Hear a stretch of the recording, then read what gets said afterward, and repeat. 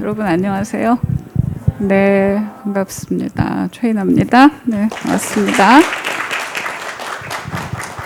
제가 마스크를 쓴 거는 지난주에 코로나에 확진이 됐어요. 근데 그 격리 기간 다 끝났고요. 그래도 혹시 해서 저는 마스크를 쓰고 진행을 하겠습니다. 괜찮겠지요? 네. 여러분 책 읽으셨을까요? 네. 근데 왜 오셨어요? 다 보셨는데? 네. 원래 책은 이게 초록색 표지였잖아요. 그랬다가 이제 15세 찍고 16세 들어가면서 이렇게 표지 리뉴얼을 했어요. 그래서 제가 보라색으로 오늘 입고 나왔잖아요. 다 뜻이 있었죠. 그래서 출판사에서 애를 써서 4가지 색으로 표지를 새로 했어요. 이렇게 보라색, 노란색, 핫핑크, 하나 노란색이든가 빨강색 이렇게. 그리고 요 보라색은 저희 책방 같은 동네 책방 버전. 그래서 만약에 교보에 들어가시면 교보가 빨강색이든가요? 알라딘이 노랑인가? 핫핑크 뭐 이렇게 하여튼 예, 하시고. 그래서 표지가 다르면 다른 책이겠죠? 네, 그래서 이따가 뭐 읽으셨더라도 또 오신 기념으로 구매하셔서 설 밑에 선물로 하셔도 좋겠다. 뭐 이런 말씀 드리면서 시작하겠습니다. 이렇다고 얘기하잖아요. 저자가 원고를 써서 책을 이제 만들어서 세상에 내보내고 나면 그때부터는 그 책은 저자의 것이 아니고 독자들의 것이다. 그거를 제가 이번 책을 내고 나서 여실히 느꼈습니다. 그러니까 뭐 인스타그램으로 페이스북으로 혹은 또 저한테 직접 읽고 나서 후기들을 많이 보내주셨는데 그걸 보면서 내가 쓴 뜻을 이렇게 잘 알아차려 주시는구나, 혹은 이런 데서 이렇게 공명을 하시는구나, 혹은 또 이걸 이렇게 해석을 하시는구나, 그러면서 저도 아주 새로운 경험을 했고, 그래서 이번 이 앵콜 북토크를 어떻게 할까 하다가 많이들 읽으셨을 것 같고, 그래서 같은 구절을 혹은 같은 책을 읽더라도 어디서 그렇게 공감을 하는지 그거를 나누는 소통의 장으로 하고 싶었습니다. 그래서 여러분들께 가장 공감했거나 위로받은 문장을 적어주세요. 이렇게 했잖아요. 저는 예상할 때 몰릴 줄 알았어요. 그 애쓴 것은 사라지지 않는다. 태도가 경쟁력이다. 그랬더니 뜻밖의 굉장히 여러 문장들을 보내주셨습니다. 그래서 여러분들께서 보내주신 그 문장들을 기본으로 해서 거기서 한 스텝 하나 더 들어가자. 나는 왜 그런 얘기를 썼는지, 그리고 그걸 보내주신 여러분들께서는 어떤 면에서 또 거기에 마음이 가 닿았는지를 같이 이야기하는 시간으로 만들자. 이렇게 오늘의 북토크를 구성했습니다. 그리고 또 하나 실제로 보내주신 거예요.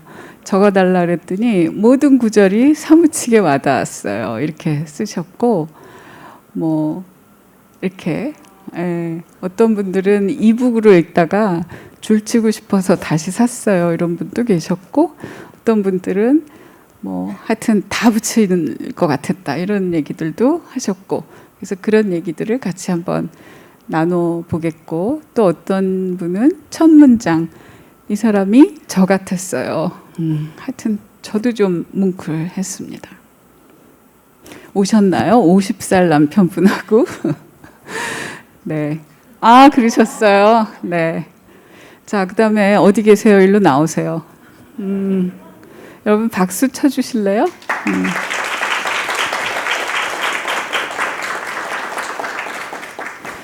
이 남자도 한 50살 된 남자인데 소개 한번 하세요, 스스로. 예.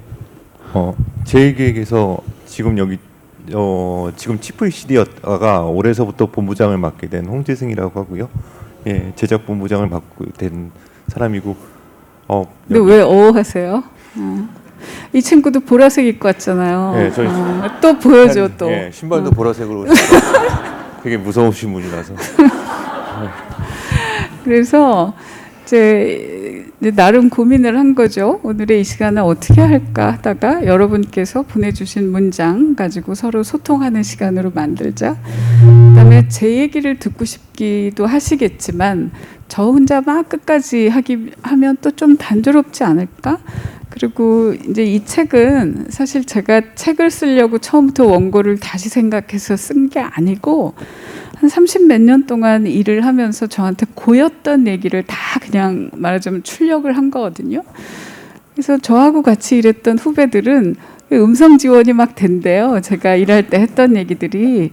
그래서 실제로 같이 일을 했던 후배가 같이 와서 그게 어떤 뜻이었는지, 자기한테는 뭐 어떻게 작용을 했는지, 영향을 미쳤는지 이런 얘기가 같이 이제 곁들여지면 여러분께 더 큰 공감을 드릴 수 있지 않을까? 그렇게 해서 부탁을 했는데 원래대로 한다면 지금은 뉴욕에 가 있어야 되는데 그랬다며. 그래서 오늘 이거 마치고 그리고 내일 아침에 비행기 타기로 했대요. 그래서 제가 원래는 돈 받으려고 그랬어요. 자기가 어디 가서 이런 영광스러운 자리에 서냐, 돈 내라 이러려고 그랬는데 그 얘기를 듣고 고마워서 내가 맛있는 거 사줄게 그렇게 했습니다. 앉으세요. 네. 자, 이제 여기서부터 여러분들이 꼽아서 보내주신 문장들이에요. 불을 하나 꺼주실래요? 저기. 일을 한다는 건 생계를, 물론 우리 돈 벌고 생계 해결하기 위해서 일을 하죠. 내 인생을 잘 보내는 방식이기도 합니다. 저는 이거를 꼽아주셔서 참 반가웠습니다. 저는 왜 이런 문장을 썼냐. 언젠가부터 시간이 줄고 있다는 자각이 저한테 들어왔어요. 살아간다는 건 지금도 시간이 계속 흘러가잖아요. 돈은 지금 없지만 앞으로 생길 수도 있어요. 근데 시간은 아무리 보톡스를 맞아도 시간이 늘어나지는 않잖아요. 지금 통장에 잔고만 가지고 사는 생활하고 비슷하구나. 이게 살아간다는 것이. 그렇다면 이게 인사이트인 거예요. 계속 줄고 있구나. 그러면 그 한 번뿐이고 돌아오지 않는 시간인데 나는 그거 중요하게 아껴 쓰고 있나? 이 질문과 성찰이 저한테 올라왔던 거고, 사실 제가 책에서 했던 얘기에 상당 부분의 출발은 시간이라는 데서 시작한 거예요. 그러니까 일하는 시간도 우리가 아침에 출근해서 이제 회사에서 만약에 일을 하시면 8시간, 9시간, 10시간 일을 하신다 그러면 회사 일을 해준다고 생각하면 그러면 그 시간은 내 인생이 아닌가? 이런 질문을 떠올리게 되는 거죠. 근데 내가 월급을 받아가면서 회사에서 일을 하지만 일하는 그 시간이 월급을 받는다고 회사 시간으로 계산되는 게 아니라 그 시간도 다시 돌아오지 않을 내 시간 아닐까? 그리고 회사 일을 해주고 마는 게 아니라 나는 그 불가역의 내 시간이라는 자원을 쓰는 거라면 그 일을 대하는 태도가 시점이 이 시선이 달라져야 되지 않나? 이제 이런 질문들의 질문이 일어나는 것 같죠. 또 이것도 반가웠어요. 이것도 사실 베이스에는 시간이 이제 깔려 있는 건데요. 저는 이렇게 생각합니다. 시간과 노력을 들여야 자기 것이 된다. 그냥 주어지는 것들은 나를 통과해서 갈 뿐이지 내 것이 되지 않는 것 같았어요. 그리고 이제 자기 일을 자기 언어로 자기가 하는 업을 정의할 수 있는 게 참 중요하다. 몇 개를 몰아서 보여드릴게요. 또 중요한, 여기까지만 하고 일단 우리 홍재승 CD 얘기를 들어볼까요? 좀 전에. 예, 이게 사실 저는 최인호 부사장님한테 내 상사로서 매번 듣는 얘기, 귀가 닳도록 들은 얘기라서 책으로 돼 있을 때 막 이렇게 쪼려놓은 거 있죠. 다 제거하고 제거해서 핵심만 모아놓은 얘기라서 되게 이렇게 괴로울 때 약간 그러니까 국을 먹는 게 아니라 간장 먹는 것 같은 느낌이 좀 있는데, 사실은 이게 자신만의 언어로 업을 정의했을 때 힘이 생긴다는 광고업 같은 경우도 그런데, 사실 오래 다니다 보면 이게 생각하는 힘이라고 정의하시는 게 너무 아름답고 쫓아가고 싶은 정의예요. 근데 이게 20년 넘게 일을 하다 보니까 광고주 말 듣기도 하고 또는 상황에 따라서 모든 직업이 약간 그러리라고 생각을 하는데, 빵을 굽는다든지 약간 자기가 원하는 빵이 아니라 상대방을 맞추기 위한 길을 걷게 되는 경우가 꽤 있어서 그렇게 되면 이제 어느 날 이게 되게 허탈한 마음에 들어가게 되는 것 같아요. 근데 내가 지금 뭐 하고 있나. 예. 그래서 본질적으로 그것을 다시 되새김해서 북극성이나 나침판처럼 하는 역할이 그 업에 대한 정의가 꼭 필요한 것이고 좋다고 생각이 들었어요. 예. 맞나요? 예. 이게 제가 우리가 있었던 광고는 대표적인 이제 클라이언트를 모시고 하는 을 업종이거든요. 근데 이렇게 보면 일터에서 갑으로 살기는 참 쉽지 않아요. 많은 사람들이 을의 포지션에 있잖아요. 그러면 이제 나에게 일을 오더하는 사람의 뜻에 맞춰야 될 때가 많고 그러다 보면 실컷 애를 써서 했는데 저거는 내가 한 게 아니야 이런 생각이 들 때도 많잖아요. 그럼 이거 뭐 하는 거야? 이게 내가 하려고 그랬던 건가? 이제 이럴 때가 많이 있다는 거죠. 근데 그럴 때일수록 그거는 현실인데 애초에 이 일이 잘 되도록 됐을 때 이 일의 근본은 뭐지? 이런 거를 놓지 말아야 된다고 생각을 이제 했고요. 저 질문은 이렇게도 연결이 됩니다. 나는 어떻게 쓰이고 싶지? 제가 책에도 우리가 보통 문장을 수동태, 능동태 쓸 때 보면 수동태 문장은 피하고 싶을 때 많이 써요. 근데 또 다른 각도에서 보면 쓰인다라는 말은 저한테는 가장 적극적인 의미를 담고 있는 것 같더라. 나는 내가 어떻게 쓰였을 때 내가 즐거웠더라? 이런 질문인 것 같아요. 또 그렇게 쓰이는 거에 너는 만족하니? 예를 들면 이거 내가 고가 피드백 할 때도 했던 거야. 너도 알고 그 이모 CD라고 프레젠트 왜? 아니요. 준비를 하고 있어야 될 것 같아가지고. 그 아주 프레젠테이션을 잘하는 크리에이티브 디렉터가 한 사람이 있었어요. 그런데 이제 광고회사에서 중요한 프로젝트를 이제 하다 보면 나중에 이거를 클라이언트에게 PT를 어떻게 할까도 되게 중요하단 말이에요. 그러니까 한 달, 두 달 고생해서 마련한 게 PT에서 꽝이면 꽝인 거예요. 그러니까 크리에이터가 프레젠테이션을 잘한다는 건 굉장히 큰 장기예요. 근데 이제 문제는 크리에이티브도 뾰족하고 PT도 잘해야 되는데 이 친구의 경우에는 이건 되게 미안한 얘기이기도 한데 근데 본인도 알아. 근데 앞에 크리에이티브는 약간 평범할 때가 좀 있는데 프레젠테이션을 참 잘했어요. 그러니까 이제 광고주를 상대하는 A들은 이 친구를 이거는 PT가 중요한 프로젝트야. 그러면 이제 그 친구를 자꾸 쓰는 거죠. 근데 저한테는 그게 보였어요. 그래서 고가 피드백을 하면서 잘했다고 A를 주면서 근데 야 너는 너가 어떨 때 콜되는지 너 아니? 안다 그러면 너는 그렇게 쓰이는 거에 너는 만족하니? 괜찮니? 이거 되게 무서운 질문이거든요. 근데 저는 제가 이제 상사로서 제 후배에게 그런 질문을 했지만 스스로에게도 이런 질문을 계속 해볼 필요도 있을 것 같다.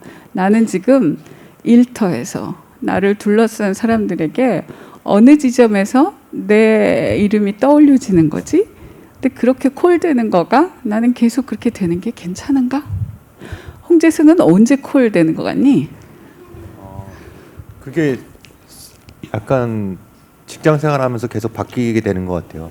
신입하고 한창 잘하고 그치. 핫할 때는 되게 크리에이티브하고 도발적인 안을 내는 한, 어떤 때는 저는 약간 IMC라고 해서 종합적인 대응을 할 수 있는 광고 크리에이티브 디렉터, 또는 뒤로 가면 쟤는 뭐든지 받아주는 그럴 수도 있는 거거든요. 근데 사실 이게 아까 전에 말씀하셨던 3번에 나왔던 얘기랑 업에 대한 정의랑 되게 연관이 있는 것 같아요. 저는. 왜냐하면 생각하는 힘을 베이스로 하면 그 생각이 안 팔리고 제 생각을 되게 올드하게 생각해, 제가 아웃풋을 내는 게 올드해졌어, 이런 게 되면 되게 절망감을 느끼고 이 조직에서 내가 버틸 수 있을까라는 생각이 들어서 사실 되게 연결되는 이야기거든요. 자기가 이 직업에 대해서 어떤 정의를 가지고 하고 있어요. 만약에 프리젠터 하시는 분도 사실 자기가 하는 일이 자기 창의적인 일의 중요한 부분 중에 창의적인 것을 만들어내고 그걸 창의적으로 파는 것이 가치가 있다고 생각하면 그 프리젠터를 잘하는 것도 부끄럽지 않고 잘 버텨낼 수 있는데, 그래서 그게 아주 연결되는 문장이라고 생각이 들거든요. 그래서 사실 저는 부사장님이 쓰신 책을 보시면서 성공한 사람의 자기의 자서전적인 자기 케이스의 케바케 얘기가 아니라 이제 저같이 살아 숨쉬는 후배가 있잖아요. 그래서 그 책을 보고 느꼈던 현실 속에서 어떻게 적응이 되지 저게? 그걸 말씀드리고 싶었어요. 그래서 네, 말씀드리세요. 네. 네. 그래서 저는 쓰인다는 말을 좋아하고 저 스스로 저에게 이제 하는 질문입니다. 그런데 이제 저 얘기는 이 얘기하고도 같은 거예요.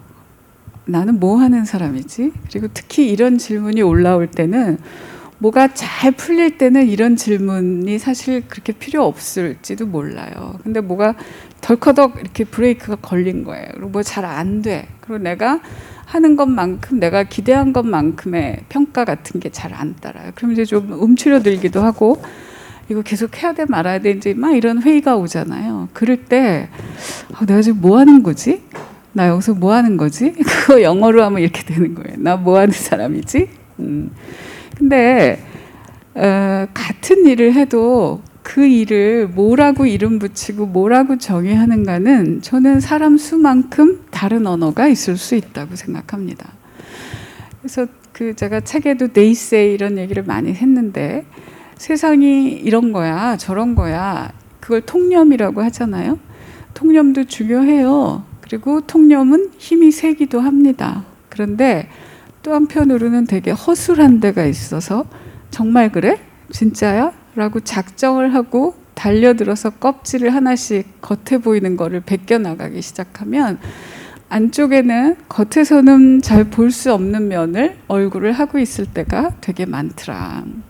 그래서 일도 예를 들면 저는 이제 뭐 광고를 했고 카피라이터로 시작을 했잖아요. 그러면 저한테 너는 뭐 하니? 저 CF 만들어요.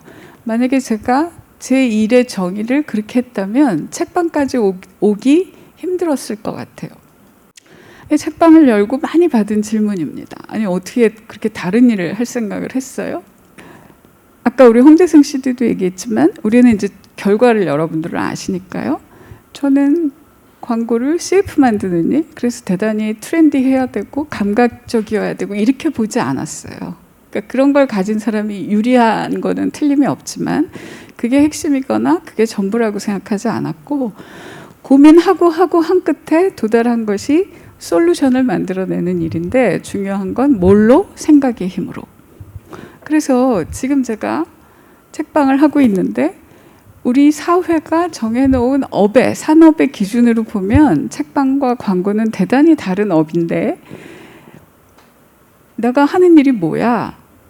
그 질문에 대한 답을 기준으로 놓으면 나는 생각의 힘으로 내 기획력으로 내 아이디어로 내 컨셉으로 솔루션을 만들어내. 옛날엔 그 결과가 광고였고 지금은 이런 책방이 된 거예요. 당신의 책방은 뭘 해? 이랬을 때 제가 설명이 좀 길어요. 긴 이유는 뭐냐? 기존에 그런 게 별로 없었기 때문에. 그래서 책만 팔고 싶지 않았어.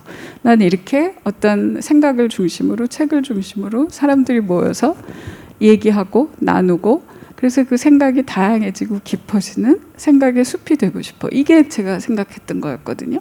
그런 솔루션을 지금은 책방에서 풀어놓고 있다. 따라서 나는 옛날의 제일객 시절이나 지금 책방 마님으로 사는 지금이나 아주 연속적으로 쓰이고 있다라고 생각합니다. 저는 여러분께도 이런 생각들이 있으면 좋겠다고 생각합니다. 나 뭐 하는 사람이지? 그럼 나는 어떻게 쓰이고 있는 사람이지? 그런 관점으로 세상이 이랬다 저랬다라는 거와 별개로 그거와 꼭 같지 않아야 된다는 뜻이 아니라 거기에 휩쓸리지 말고 여러분의 언어로 여러분이 하고 있는 일을 여러분의 일이 발생시키는 가치를 기준으로 정의를 내리시라. 그래야 더군다나 요즘은 평생 그 직장이 아니라 직업의 시대라고 그러잖아요. 그러니까 제가 아까 그랬죠. 사회가 구분해 놓은 업의 기준으로 보면 다른 일일 수 있는데 내가 쓰이는 나의 역량을 기준으로 놓으면 그거는 쭉 이어가고 갈 수 있다는 뜻이죠. 같은 얘기고요. 그래서 밸류 중심으로. 그래서 그거는 내가 그걸 어떻게 보느냐라고 하는 내 관점, 시선, 이제 나의 방식. 그다음에 이걸 조금 웅장하게 얘기하면 우리가 다 배워서 알죠. 우리가 단백질 덩어리에서부터 이렇게 진화를 거쳐서 이렇게 됐다라는 걸 잘 아는데, 근데 여러분 저는 저 단백질 덩어리로 그치고 싶지 않아요. 저는 신의 창조물이고 싶어요. 저는 가톨릭이긴 하지만 아주 나이롱 신자입니다. 그럼에도 불구하고 저는 신의 창조물이고 싶어요. 이 얘기는 그러면 어떻게 연결이 되느냐?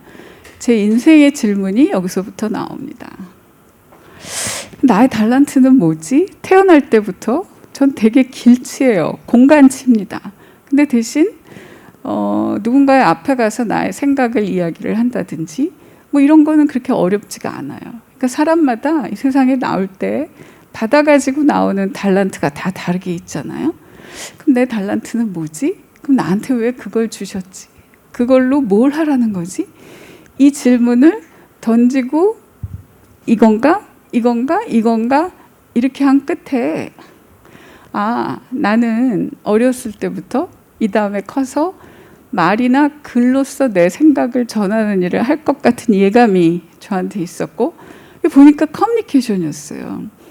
광고회사에 입사할 때 그거 하고 싶어서 들어가지 않았어요. 1년만 임시로 들어가야지. 그게 이제 30년이 되고 이렇게 된 거거든요. 그러니까 그걸 누가 알겠어요. 근데 저의 길은 그쪽으로 나 있었던 것 같고, 그래서 지금은 제가 이렇게 짐작합니다. 내가 너한테 이런 말과 글을 다룰 줄 아는 달란트를 줄 테니 너는 이 세상에 가서 이렇게 쓰여라. 어떻게? 연결해라. 이쪽과 저쪽을. 이라고 얘기하신 것 같다고 저는 뇌피셜이죠. 그렇게 얘기하셨는지 안 하셨는지 모르겠지만 그런 것 같다라고 제가 알아듣고 있어요. 저희 책방에서 책을 사시면 더 보이스라고 찍혀요. 법인명입니다. 이 최나 책방은 상호고요. 그럼 왜 저렇게 지었냐? 여러분 영어에서 직업을 말하는 단어가 뭐 있을까요? 프로페션도 있고요. 뭐 몇 가지 있죠. 그 중에 하나가 보케이션이 있죠. 저게 라틴어의 보카레가 어원이라고 합니다. 뭐냐? 부르다라는 뜻이에요. 부르다. 그러니까 저 보케이션이라는 거는 신이 부르는 소리예요. 그걸 한자로 소명이라고 그랬죠. 옛날 사람들한테 직업이라고 하는 거는 제가 앞에서 쭉 얘기했듯이 신의 음성을 듣는 거예요. 얘야, 너한테 이런 달란트를 줄 테니 너는 이 일을 하여라. 마침내 저는 이해를 했어요. 그래서 여기 법인명도 더 보이스라고. 강연을 하면 이런 분들이 많이 계세요. 근데요, 저도 제가 원하는 거 하면서 하고 싶은데 그거 모르겠어요. 그거 어떻게 찾나요? 근데 제가 가만 보니까 이렇게 질문하는 분들에게 공통점이 있는 것 같아요. 그게 뭐냐? 1번부터 버튼을 누르면 뭐가 매뉴얼이 쫙 나오기를 기다리는 것 같아요. 그런 거 아니고 20년도 더 걸렸어요. 그 얘긴즉 시간과 수고를 들여서 이건가? 이게 난가? 이게 저건가? 그래야 이런 거구나. 이렇게 되는 게 아닐까라는 말씀을. 그래서 제 얘기를 관통하는 큰 화두 중에 하나가 시간과 노력을 들여야지 그게 자기 거가 되고 마이웨이가 된다. 그냥 레시피 매뉴얼 찾듯이 1번 누르면 거기 뜨거운 물 나오고 2번 누르면 이런 게 아닌 것 같다. 살면서 점점 더 그걸 느끼겠어. 이 얘기는 어떻게 생각해? 최 부사장님을 설명해 주. 잘해야 오래하고 잘한다. 예, 약간 딱 최인아 부사장님을 설명하는. 그게 아니고. 아니 왜 점점 사회가 사이클이 짧아지니까 뭔가를 오래 한다는 것의 값어치가 점점 이렇게 옅어지잖아. 어떻게 생각하냐는 거. 잘 모르겠습니다. 예. 자, 연결되는 얘기예요. 이제 이런 문장도 써주셨고요. 그래서 제가 누구죠? 안성기 선생님이잖아요. 근데 이분의 얘기를 들었어요. 제가 이제 그 제1교육 시절에 동서식품 맥심을 오래 했거든요. 그때 그 모델이었잖아요. 안 선생님이. 근데 이제 이랬다는 거예요. 저분이 40이 좀 넘고 50 이렇게 가까이 되니까 이제 배역이 들어오는데 주연은 더 이상 안 들어오더라는 겁니다. 왜 안 그렇겠어요? 뭐 잘하는 젊은 배우들이 자꾸 나오니까. 그래서 고민이 되게 됐대요. 더 이상 나한테 주연이 안 온다. 그럼 나는 이제 배우를 때려쳐야 될까? 아니면 주연이 아니어도 내가 배우를 계속 해야 될까? 사실은 이런 경험이 저한테도 있었어요. 이게 아까 잘해야 오래 하고 이런 얘기도 했지만 특히 저희 같은 업종, 근데 요즘은 점점 우리 사회가 그렇게 되는 것 같아요. 일단 한 40 정도가 더 올라가기 시작하면 아주 전문적인 몇몇 업종을 제외하고는 나이가 들고 또 연차가 쌓인다라는 것이 긍정적이라기보다는 긴장하게 만드는 쪽으로 작용을 하는 거잖아요. 저도 그런 시절을 겪으면서 더 이상 내가 중심이 아니게 됐을 경우에 나는 이 일을 계속 할 건가 말 건가 이런 질문을 저한테도 왔던 것 같아요. 근데 저의 답도 한다였어요. 내가 중심에 있기 때문에 이 일을 하는 게 아니라 이렇게 해서 어떤 문제를 앞에 두고 고민을 하고 생각을 해서 솔루션을 내놓는 이 과정이 흥미롭고 의미가 있어서 하는 거다. 그러니까 내가 주연이냐 조연이냐 이거는 그 다음 문제인 것 같다. 이런 과정을 넘게 됩디다. 아마 여러분들도 그러실 것 같아요. 그래서 일을 오래 하다 보면 저런 과정들. 그래서 이제 제가 그 잘해야 오래 해야 잘해 여기 가면 반드시 그런 고비가 있기 때문에 그럼 그 고비를 뭘로 넘나요? 자기 일에 대해서 자기가 이 일이 시작해서 끝날 때까지 나는 내 일에서 이걸 재밌어 하는구나. 재미가 있냐. 그리고 내가 하는 일이 괜찮은 의미가 있나? 내가 잘 쓰이고 있나? 이게 있어야 내가 흔들릴 때 뿌리까지 흔들리지 않고 제자리로 올 수 있는 거 아니냐가? 그래야 오래 하고 이게 축적이 되는 게 아닌가? 이제 이런 맥락으로 썼던 거죠. 어떠십니까? 예. 저는 사실 아까 전에 그 재미있어 그러니까 그 재미있어요 오래하고 이게 연결이 된다고 생각하는데요. 저도 20년 넘게 하면서 또 이제 ECD가 되고 본부장이 되면서 이제 직면하게 되는 거죠. 좀 약간 오래해서 저 사람들이 늙어서 이제 더 이상 크리에이티브 그런 쪽에 약간 기대치가 좀 잘 변할 수도 있고 자꾸만 잃게 되는데요. 사실 요즘에는 이게 비단 광고뿐만 아니라 빵을 얼마 전에 동네 빵 뭐 그런 데서 보니까 빵도 유행이 있더라고요. 소금빵 뭐 이렇게. 그래서 예전에 하얏트에서 명장도 지금 동네에서 하면 사람들한테 약간 이렇게 되더라고요. 근데 사실 지금 같은 경우도 이 문제도 저도 곰곰이 생각해 보면 이 책에서 힌트를 얻었던 게 결국 자기 자신의 관점을 가지고 일을 하는 사람들은 그걸 잃지 않고 갈 수 있거든요. 저 같은 경우에는 엊그저께 본부장이 되면서도 이제 수많은 엑셀을 띄워놓고 이름을 보고 있다가도 자기가 하고 있는 일이 결국 창의적인 일을 돕는다는 생각에 그 기본 잡의 방향성을 가지고 있으면 흔들리지 않을 수가 있더라고요. 그래서 사실 또 돌아가는데 요즘같이 AI나 뭐 이런 것들이 많이 늘어날수록 자기의 본질을 들여다보면서 자기 직업에 대한 관점을 가지고 가는 것이 되게 중요하다. 근데 저는 이제 광고라는 직업을 갖고 있고 또 책방으로 이직에 바뀌셨잖아요. 근데 기본적으로 생각의 관점을 가지는 것이 자기의 직업이라고 생각하면 그렇게 막 피봇이 일어나도 자기의 중심점을 잃지 않고 갈 수 있는 게 아닌가 생각이 돼서 그러면 오래 일할 수 있지 않을까? 그리고 자기 만족도 높아지고 치매도 안 걸리고 예, 그럴 수 있을 거라는 생각. 그러니까 저는 약간 되게 어설픈데 사실 저는 이제 올드에서 나이가 들어가면 들어갈수록 어떤 조직이나 도태되거나 나이가 드는 사람이 생길 수밖에 없거든요. 제 선배도 있을 거고 동기도 있을 거고 후배도 있을 텐데 그러면서도 자기가 그 직업의 관점을 가지고 지탱해나고 쌓아가는 사람은 계속 피봇을 해도 심지어 저는 스타트업도 피봇에 성공하는 요인이 핵심적인 관점을 가지고 있다고 생각해요. 토스나 뭐 이런 데도 들여다보면 자기의 생각의 관점이 강하게 있어서 자기가 어떤 직업이나 형태를 가져도 깨치고 나갈 수 있는 건 그런 게 아닌가라고 생각했습니다. 네. 제멋대로 말씀드려서 죄송해요. 아니 실컷 다 얘기해놓고 자 이제 또 이런 얘기 나오죠. 이 문장도 꼽아주셨고 이제 이렇게도 써주셨어요. 창업가나 자영업자만 자기를 위해서 하는 게 아니고 조직에서 일하는 사람도 다 자기를 위해서 일하는 거다. 이제 이런 얘기를 심지어는 또 이렇게까지 제가 썼잖아요.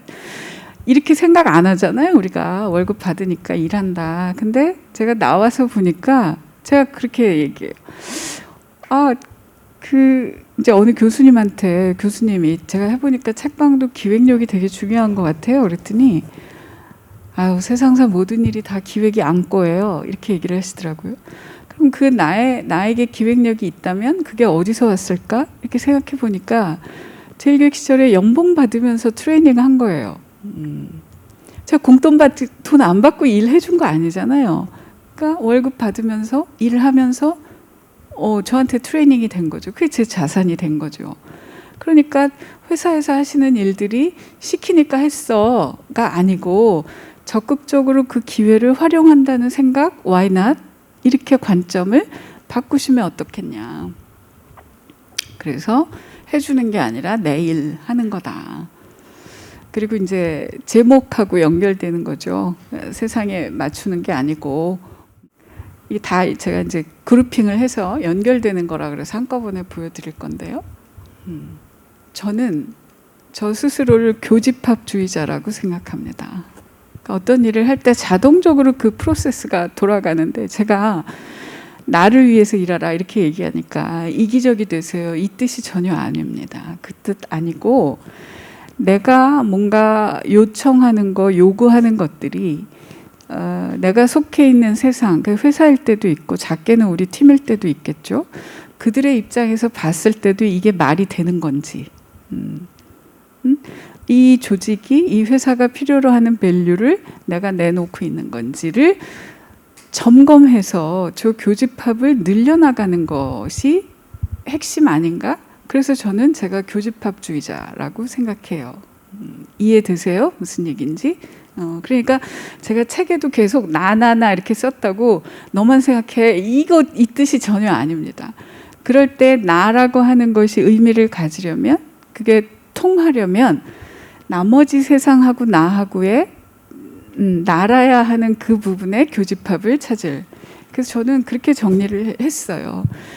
예를 들면 나는 이제 결과적으로는 제일교육에 오래 있었지만 내가 다른 회사에 안 가고 제일교육에 있는 것이 나한테 더 도움이 되고 제일교육이라는 회사는 그 포지션에 나 아닌 다른 사람이 아니라 나를 그 자리에 앉혀서 기회를 주는 것이 제일교육에 더 유리하고 그 교집합을 만난 것이 해피한 상태인 거죠.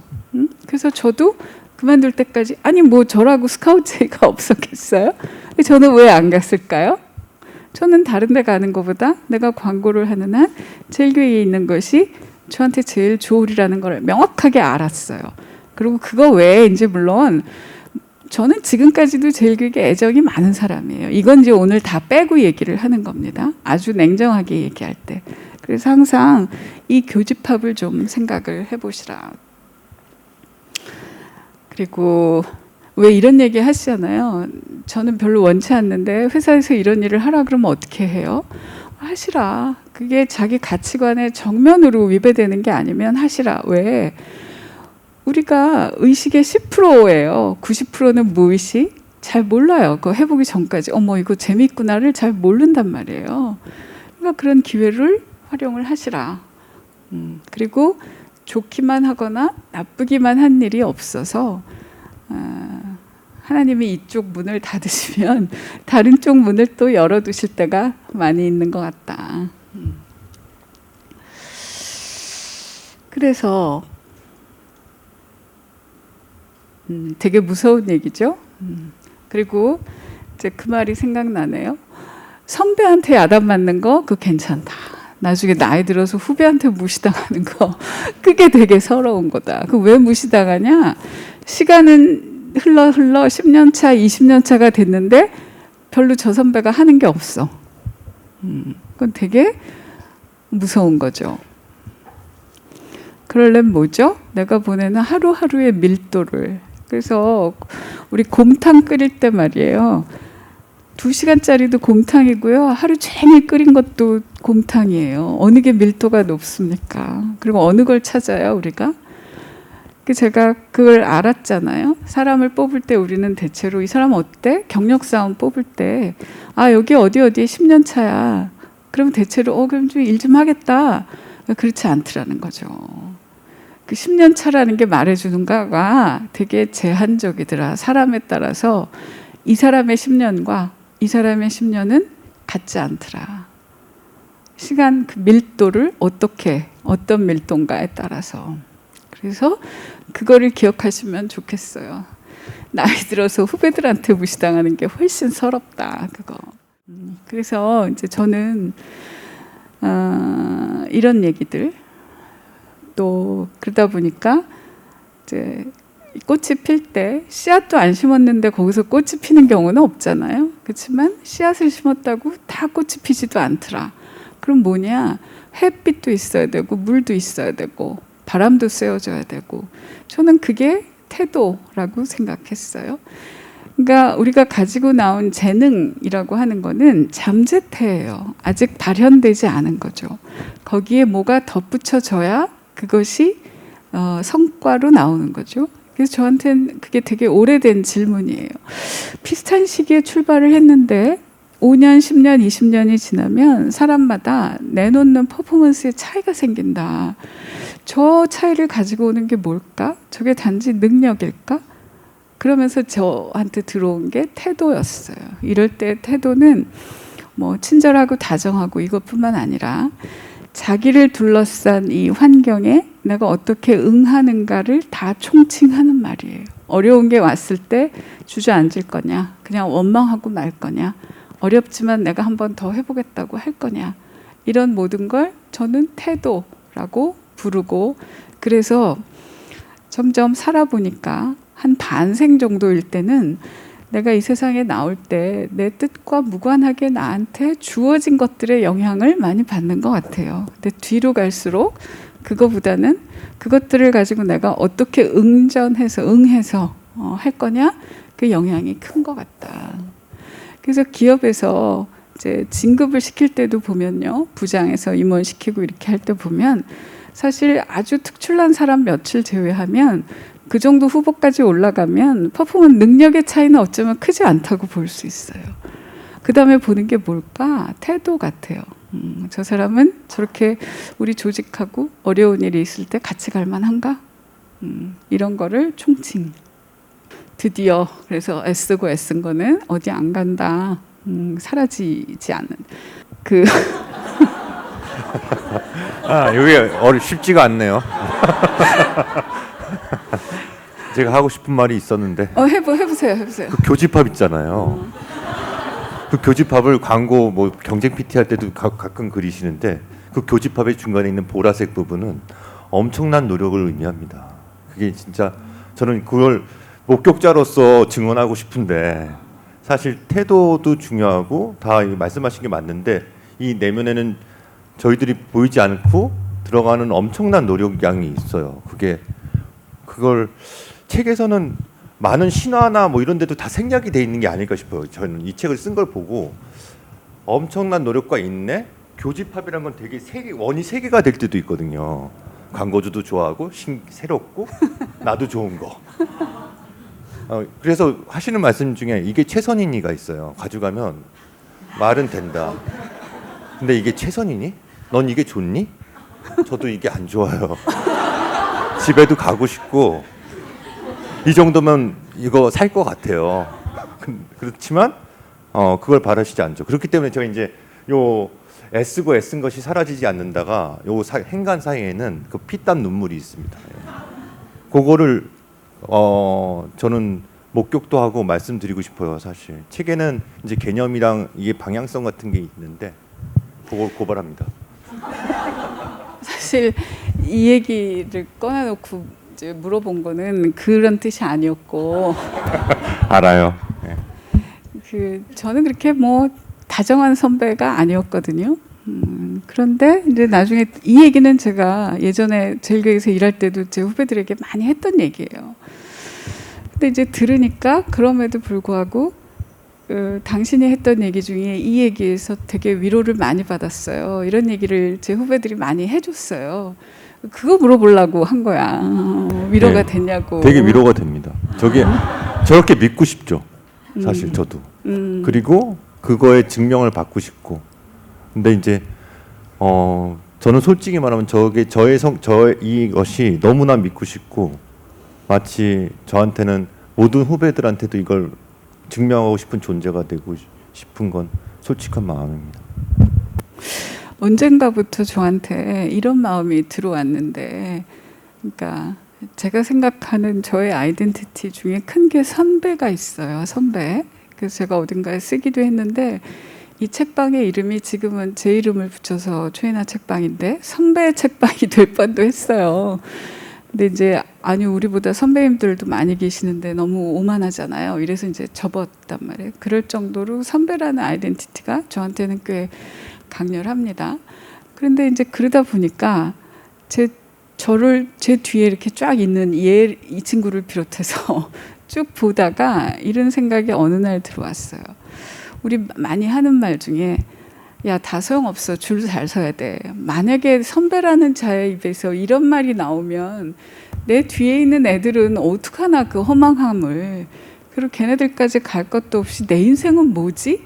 야, 다 필요 없어. 줄 잘 서야 돼. 뭐 아버지 잘 만나야 돼. 이런 얘기를 내 입에서 뱉으면 이 인생은 뭐냐 이런 생각이 저한테 한 마음 무렵쯤에 들어왔던 것 같아요. 그러면 그리고 또 하나 사람이 노력하는 대로 뭔가가 이렇게 보이잖아요. 그러면 포기할 가능성이 적어요. 예를 들면 내가 오늘 하루치 노력했더니 뭐 1cm가 어떻게 됐고 뭐 100g이 빠졌어. 이게 이렇게 계속 보인다. 그러면 다이어트를 중간에 그만둘 가능성이 그만큼 줄어요. 왜? 근데 해도 오히려 늘어날 때도 있지. 그게 맨날 같이 안 그러니까 실감이 안 된단 말이에요. 그러니까 내가 애는 쓰는데 되는지 안 되는지 알 수 없으니까 도중에 자꾸 이탈을 한다는 게 저의 시각이에요. 저의 진단이고. 그래서 그렇게 하지 않을 뭔가가 우선 저한테 필요했어요. 내가 하루하루 와서 어제도 잠 못 자고 와서 아침 새벽부터 어쩌고 이게 도대체 뭐야. 어쩌면 부조리하게도 의미 없기 때문에 제가 그렇게 의미를 찾았는지도 모르겠어요. 고백을 하자면. 그러나 설사 그래서 도달한 생각이라 할지라도 후회하지 않고요. 그러길 잘했다라고 생각합니다. 그래서 어쩌면 다시 얘기하면 우리가 하루하루 보내는 의미가 혹시 없을지도 모르는 그런 모든 수고와 노력들이 야, 줄 잘 서. 다 소용없어. 나 이러고 싶진 않다 내가. 어쩌면 그렇게 발버둥을 쳐서 건져 올린 문장이다. 저를 위해서 우선, 그리고 저를 바라봤던 제 뒤에 제 후배들을 위해서. 그리고 실제로 보니까 이랬다라고 생각합니다.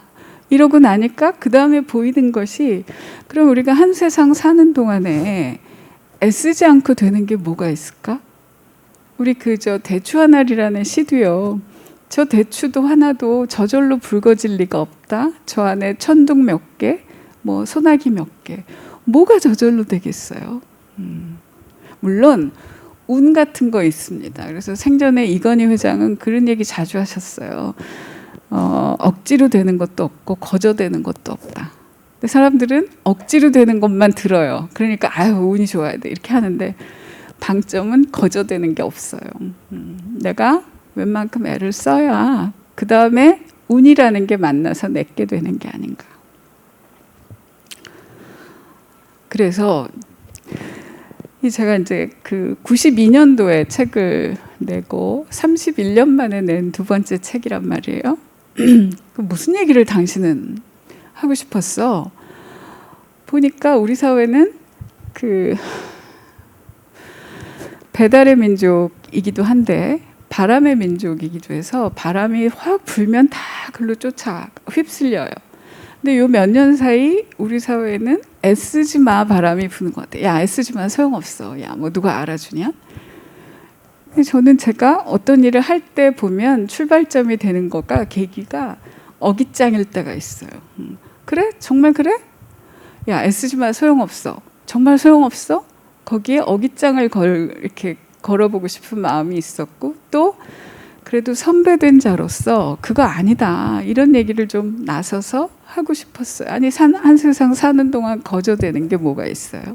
애쓰지 않고 되는 거 저는 알지 못하겠다.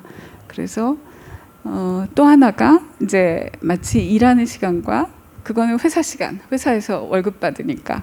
근데 아까 얘기했듯이 그 시간도 내 인생이라고 한다면 일과 삶이라고 하는 것이 이렇게 꼭 해야만 될 거냐? 그래서 자기 일을 붙들고 제대로 잘해보려는 사람에게는 그게 결코 다른 게 아니고 그런 태도들이 모여서 그 사람의 한 인생을 이루는 게 아닌가.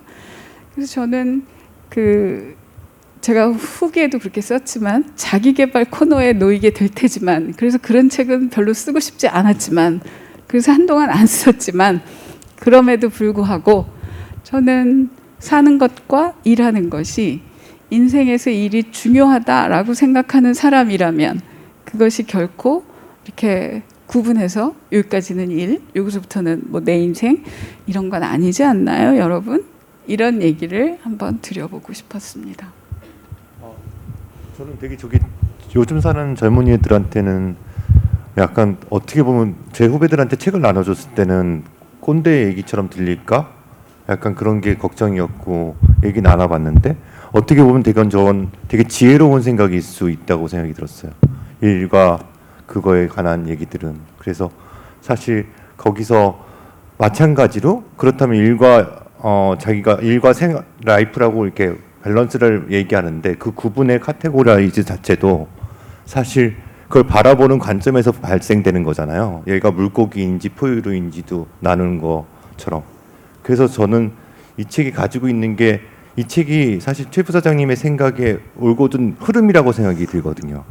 그게 다 연결이 돼 있어서 사실 직업에 대한 정의서부터 스타트해서 흔히 일과 생활의 구분을 하지 마, 밸런스를 잡고 그거 의미 없어라고 모든 사람들이 말하더라도 그 맥락이 있다고 생각이 들어옵니다.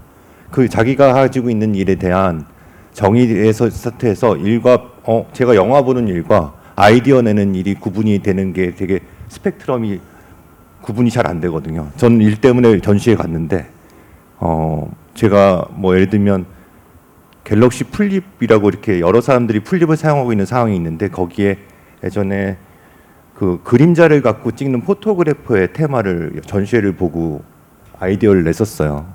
근데 그거를 굳이 제가 전시회를 간 거는 나의 라이프고 아이들과 그걸 아이디어를 내서 이제 직업상 한 거는 구분이 잘 안 되잖아요.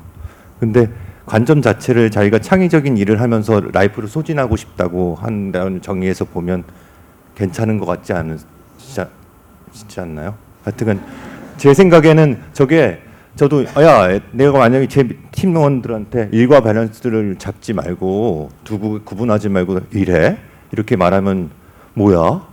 일 시키려고 저러는 거야?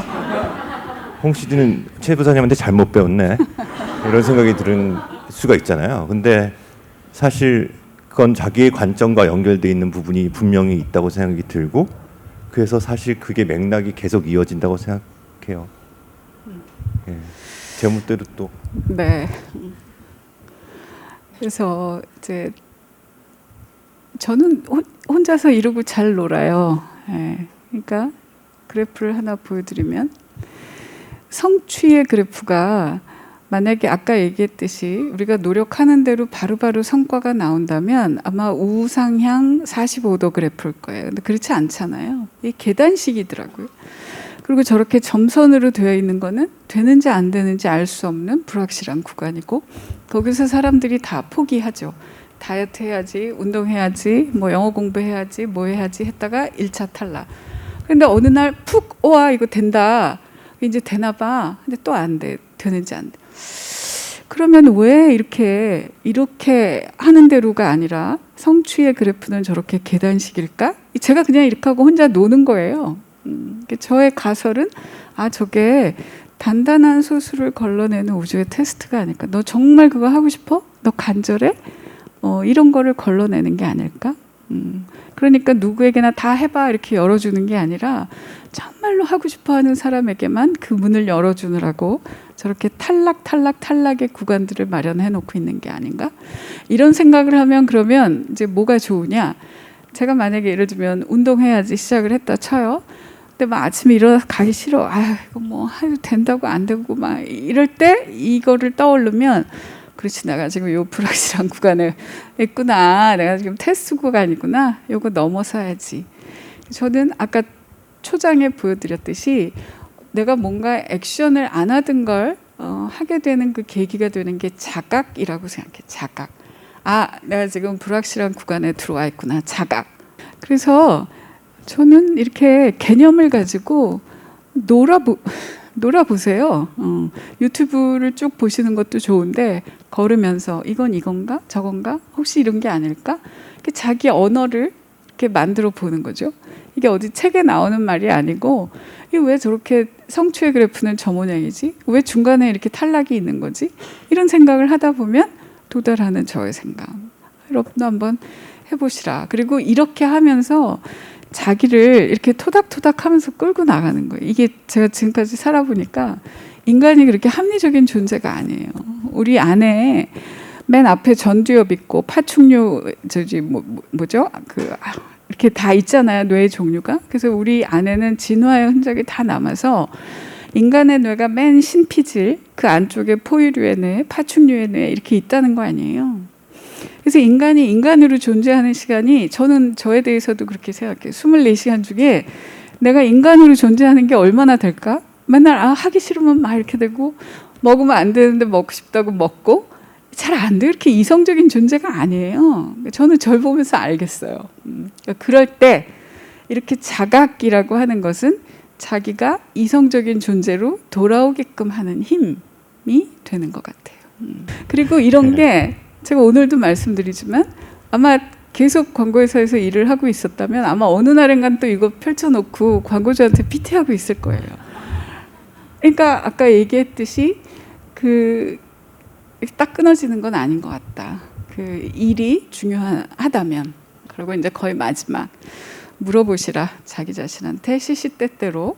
자, 이제 마무리인데요. 보니까 살아간다는 거, 그리고 저 뒤에 저희 액자에다가도 저희 미션 스테이트먼트로 썼지만 우리가 일터에서 보내는 하루하루라는 거, 그리고 인생을 산다는 거는 아주 드라이하게 얘기하면 해법을 찾는 시간이에요. 그럼 여러분 그 해법은 어디 있습니까? 여러분 그 해법을 어떻게 찾으세요? 어디에 있습니까?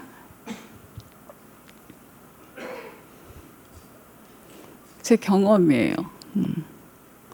평생 이런 일을 하면서 내린 결론인데 해법은 질문으로부터 시작하더라. 질문을 던지면 오늘은 제가 그 얘기를 안 했는데 발효가 일어나기 시작해요. 그러니까 콩이 된장이 되고 두부가 되고 이게 다 발효잖아요. 또 우유가 치즈가 되고 버터가 되고 이게 다 발효 과정을 거칩니다. 그런데 버터가 우유하고 똑같지는 않잖아요. 좀 다른 걸로 바뀌었죠. 그게 질문이 가지고 오는 효과인 것 같아요. 그러니까 질문을 던지지 않을 땐 아까 말씀드린 것처럼 통념처럼 나도 생각해요. They say. 그냥 이 세상에서 생각하라는 대로 나도 그건 그런 건가 봐. 근데 질문을 던지면 왜 그래야 되지? 그거 뭐지? 꼭 그래야 되지? 그러면 그 전에는 보이지 않던 게 조금씩 보이기 시작해요. 그러면서 그게 뭐냐? 그게 인사이트예요. 안쪽이 보인다는 뜻이죠. 거기서부터 해법이 나온. 근데 여러분, 해법은 질문, 인사이트, 해법으로 나오는데 이렇게 적는 거 이거 쓰잘데기 없는 거예요. 이게 중요한 게 아니라 여러분들이 하실 일은 질문을 해보시는 거예요. 질문을 품고 있지 않으면서 던지지 않고 살았다면 이제부터는 그건 왜 그런 걸까? 꼭 그래야 될까? 이건 뭘까? 이렇게 질문을 던져보시는 겁니다. 이 질문을 왜 크게 썼게요? 그리고 왜 이렇게 분홍색으로 칠했게요? 제가 그 책을 쓰고 나서 새로 한 경험들이 많은데 그중에 저한테 아주 중요한 게 하나 있습니다.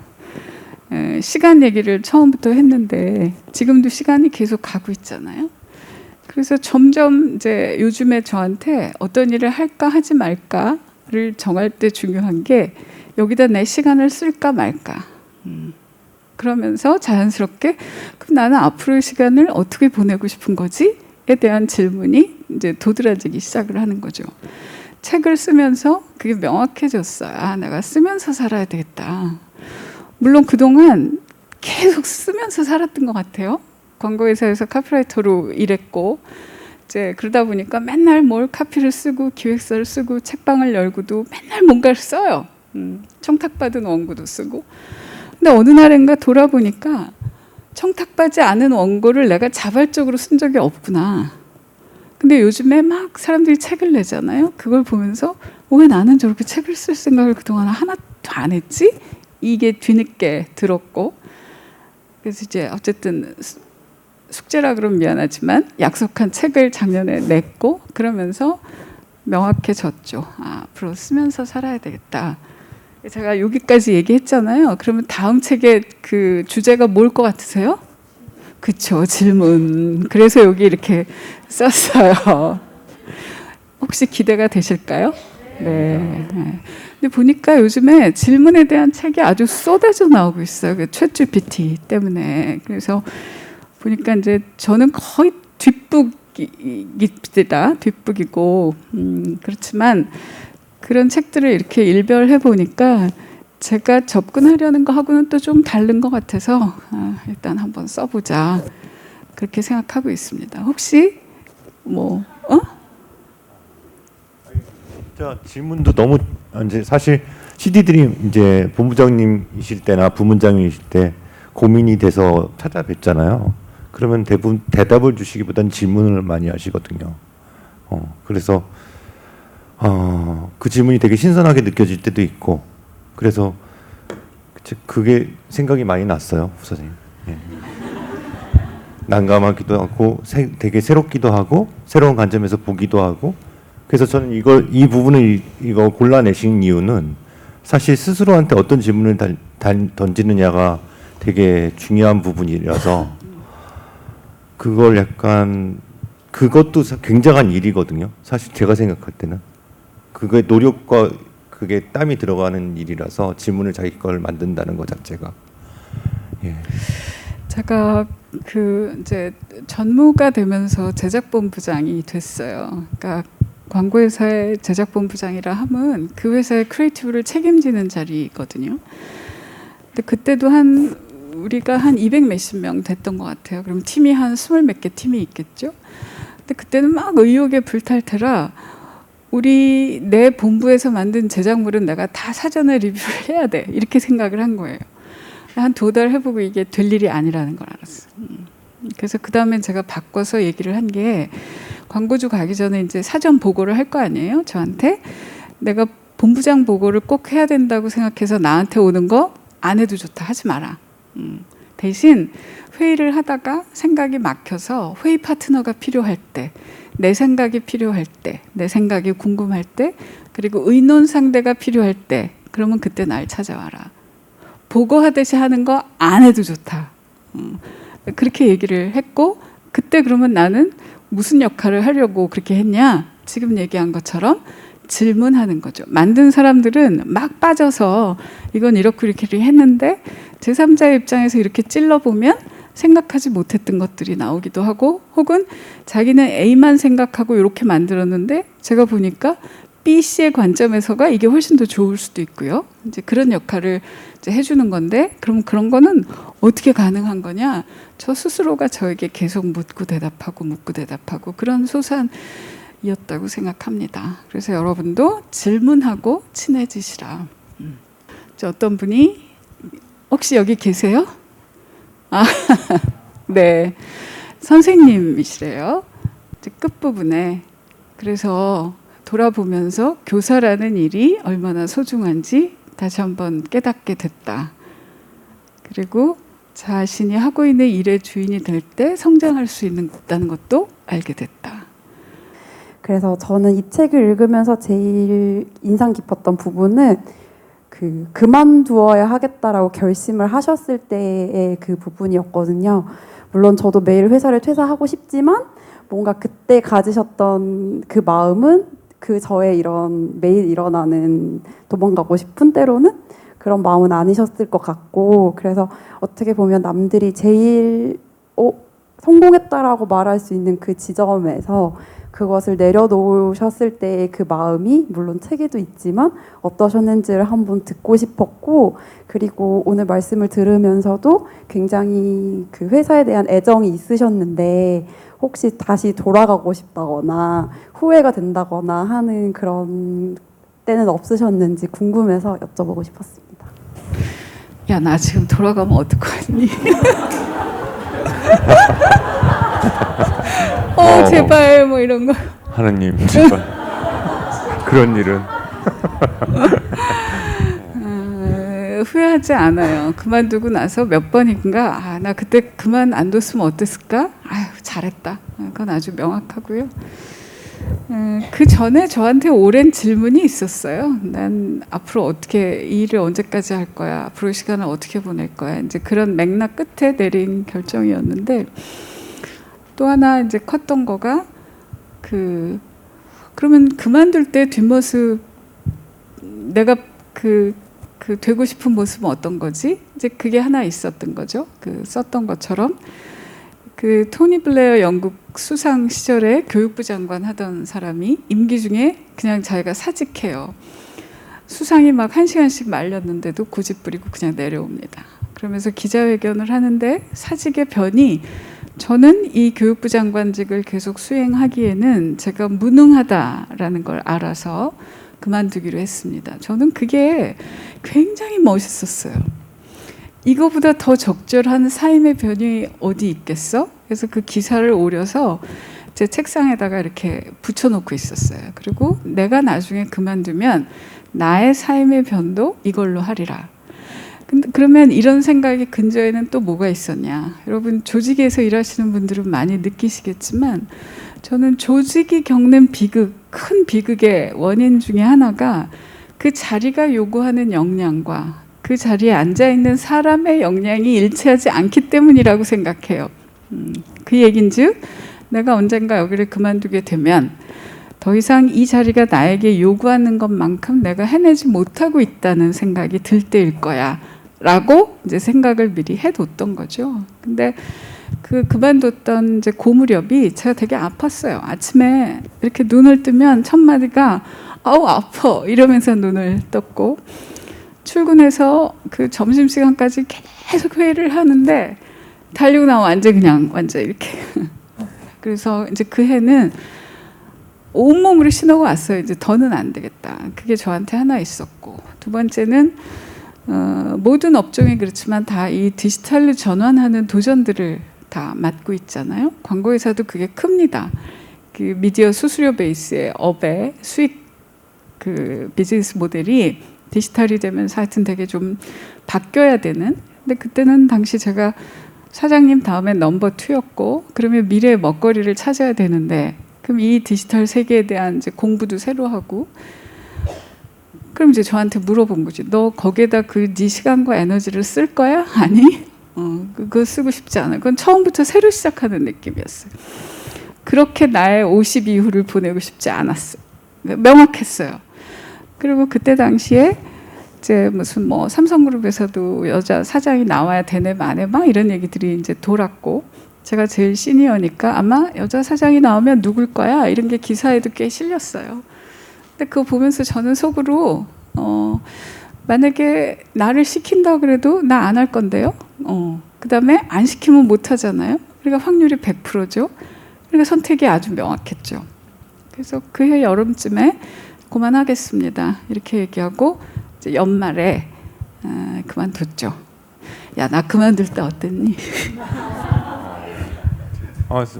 모든 사람들이 약간 제 주변 사람들은 되게 아쉬워했던 게 기억이 나는데 약간 이렇게 기둥 같은 게 없어지는 느낌이 좀 있었죠. 그때 당시에는. 예. 이거는 자랑질. 왜 발레리나 강수진 씨가 프랑크푸르트에서 이제 은퇴할 때 은퇴 공연을 하면서 마지막에 왜 단원들이 장미꽃 한 송이씩 이렇게 다 줬다 그러잖아요. 그거 몇 년 전에 제가 받았어요. 그렇게 그만두던 날 회사에서 은퇴식을 하면서 이런 친구들이 이제 장미꽃을 한 송이씩 다 들고 저한테 하나씩 주고 저하고 한 번씩 다 이렇게 허그하고 그랬죠. 그래서 그때 그날이 오늘이 내 인생의 화양연화구나. 그렇게 해서 여한 없이 그래서 그날 제가 페이스북에다가 내가 이제 오늘 29년 만에 제일객을 졸업했습니다. 저한테는 졸업이었어요. 학교나 마찬가지였어요. 근데 나는 더 이상 잘하지 못한 것에 대해서 후회가 없다. 뭘 잘했기 때문이 아니고 부족하지만 나는 내가 가진 걸 여기 다 쏟았다. 그래서 오늘 이제 미련 없이 그 다음 인생을 살아갈 수 있을 것 같다. 이렇게 썼는데 그거는 진심입니다. 그래서 하여튼 저는 제가 해야 된다고 생각하는 거는 아끼지 않고 다 썼던 것 같아요. 네. 선생님, 저는 그걸 통해서 감히 말씀드리면 옆에서 봤을 때 책이 어떤 사람이 가지고 있는 정신적인 가치, 그걸 바라보는 관점을 자기 액션이나 행동을 통해서 실현해 나가는 게 되게 힘든 일 같아요. 특히 요즘 세대는 육체나 물질적인 게 되게 승한식이라서 자기를 정신적인 가치가 자기가 지향하는 점이 어떤 것이다?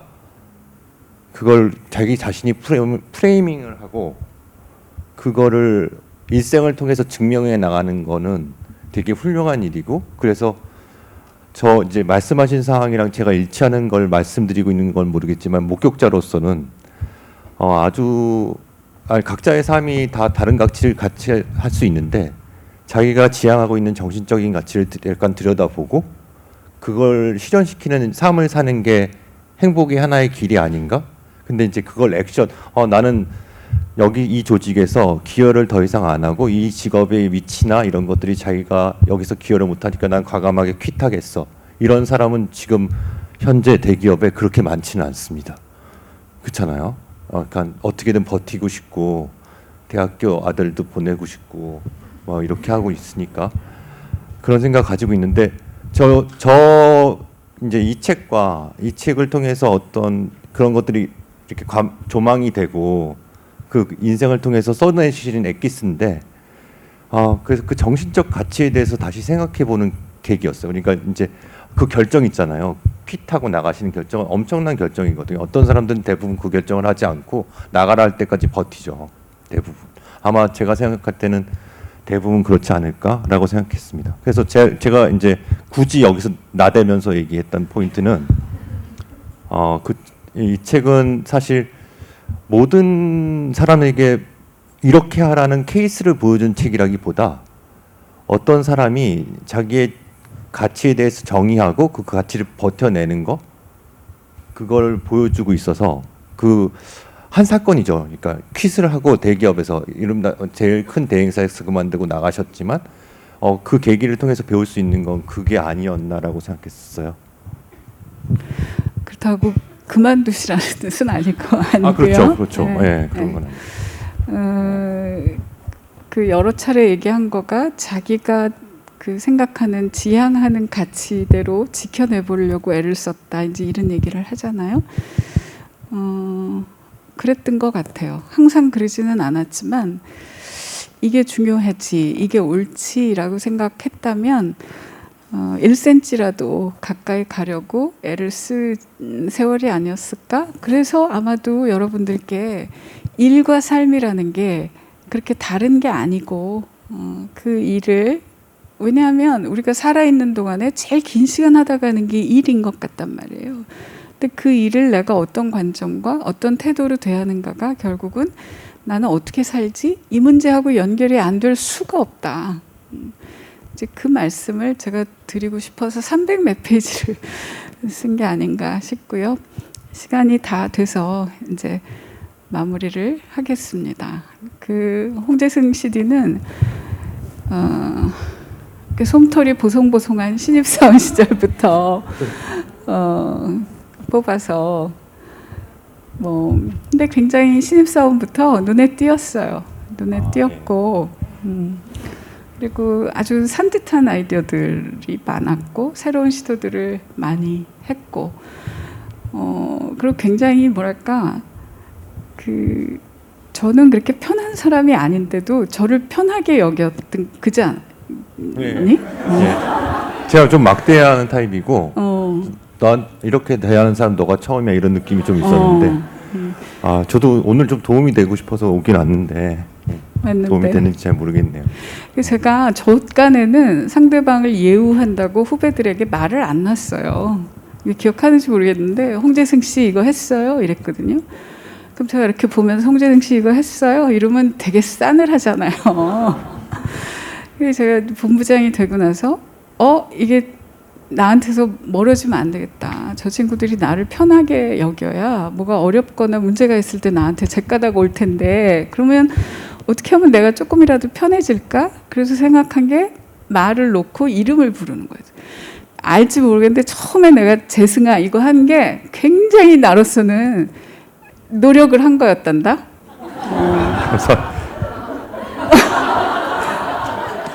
옹재승 씨 이거 했어요가 나는 훨씬 쉬운 사람인데 편한 사람이었는데 이러면 얘네들이 나를 계속해서 어려워하겠다. 그러니까 야 재승아 이렇게 하기 시작을 했는데 뭐 알아서 편안하게 느껴서 뭐 일도 많이 같이 했고 제가 퇴직한 지가 벌써 10년인데도 지금도 시시때때로 찾아와서 뭐 의견도 물어보고 자기 속상한 얘기도 하고 그러면 또 책에 나오는 내용들을 말씀해 주십니다. 제가 이렇게 물어보면 이 책에 나오는 부분에 들어가요. 그래서 저는 사실 고민이 생기시면 책을 아무 페이지나 펴보세요. 그럼 자기 얘기 같을 거예요. 아마. 이게 약간 성경책 같은 게 있어요. 저도 얼마 전에 느낀 건데 회사에서 되게 이제 본부장이 되고 나서 되게 벽 같은 상황. 그러니까 이제 더 이상 물어볼 사람도 없어요. 윗사람 중에. 그걸 저 뭐 윗분한테 물어볼 사람은 더 욕먹. 그래서 방송이 되고 있죠. 좋아요 회사 생활. 근데 그래서 그 책을 보면 약간 부분이 되게 하도 카피 쓰실 때도 쪼리시거든요. 약간 이렇게 많이 이렇게 써놓고 계속 쪼려요. 그래서 예전에 무슨 드라마 같은 경우는 약간 쪼려 갖고 와 카피 이렇게 해서 5글자로 줄이거나 이러시는 타입이라서 책도 그렇다고 생각이 들어서 책 사용법을 잠깐 설명드렸네요. 네. 하여튼 고맙습니다. 네. 아유. 내가 맛있는 거 사줄게. 여러분들도 감사합니다. 아까 저 유튜브도 보니까 140분 넘는 분들이 같이 하셨네요. 보라색 기세로 나왔답니다. 그리고 이런 동네 책방에 오셔서 꼭 마무리로 하셔야 될 경험 중에 하나가 또 저자 사인이잖아요. 사인까지 알뜰하게 다 받으시고 저자로서 여러분들이 일을 놓고 고민하실 때 조금이나마 도움이 되면 좋겠다. 그런 말씀을 마지막으로 드립니다. 사인 받으실 분들은 이 앞으로 저희가 테이블을 놓을게요. 나오시고요. 저 서가 쪽으로 줄을 서주시기 바랍니다. 여러분 고맙습니다. 마무리하겠습니다.